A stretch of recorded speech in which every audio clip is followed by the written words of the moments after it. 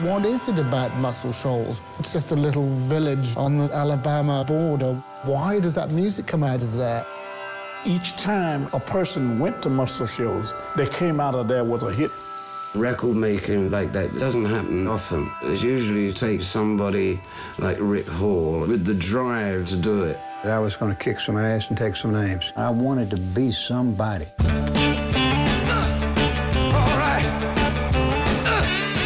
Rick Hall had a rhythm section of exceptional players. Those guys that sit there in that studio, they just find the groove, you know?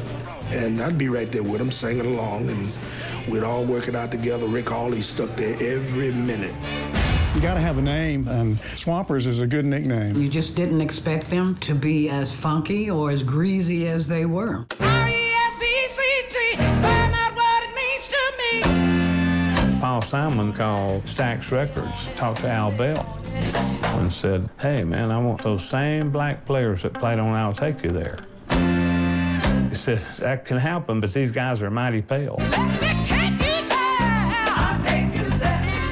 You got to. We started to explode. The world was coming to Muscle Shoals. When I think back on all the crap I learned in high school.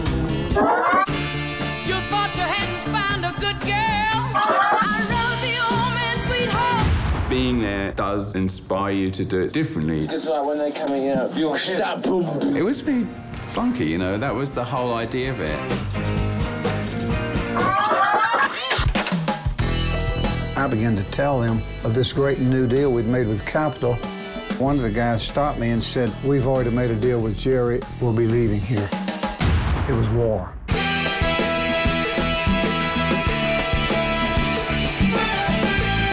You're going to hear some of the greatest voices that ever were.